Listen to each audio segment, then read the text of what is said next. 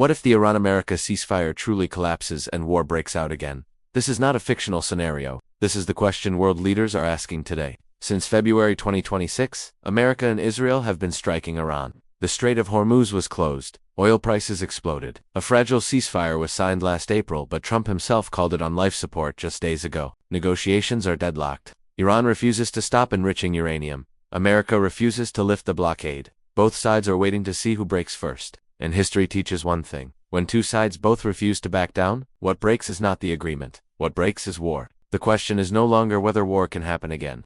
The question is, how prepared is the world to face it? What if the Strait of Hormuz closes completely again, and this time for much longer? The Strait of Hormuz has been closed before. The world has felt it. Fuel prices surged. Supply chains were disrupted. Global financial markets shook. But that was only the first act. If war breaks out again, and Iran closes the strait once more, this time with greater resolve after its military infrastructure has been destroyed, the impact will run far deeper. Iran no longer has much left to protect. A country with nothing left to lose is the most dangerous kind. China, Iran's largest oil buyer, will face the greatest dilemma. Staying silent means losing energy.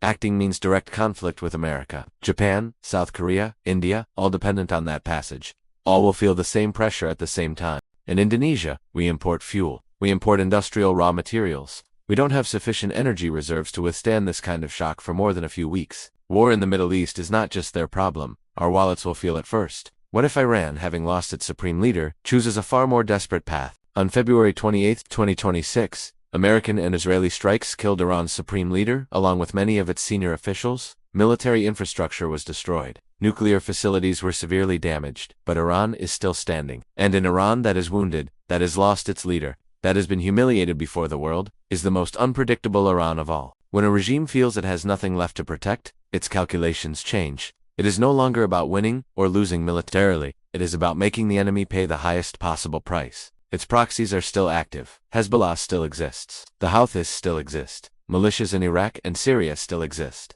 A network built over 2 decades does not elapse simply because its leader has fallen. If war breaks out again, Iran will not fight the same way. They will fight in ways we have not anticipated. And that is what is most terrifying about an enemy that has nothing left to lose. What if war breaks out again, and China finally chooses a side? China has been playing both hands, maintaining its relationship with Iran as an energy supplier, while preserving its trade relationship with America. But there comes a point where two hands cannot keep playing at once. Trump has already flown to China, pressing Xi Jinping to push Iran into reopening the Strait of Hormuz.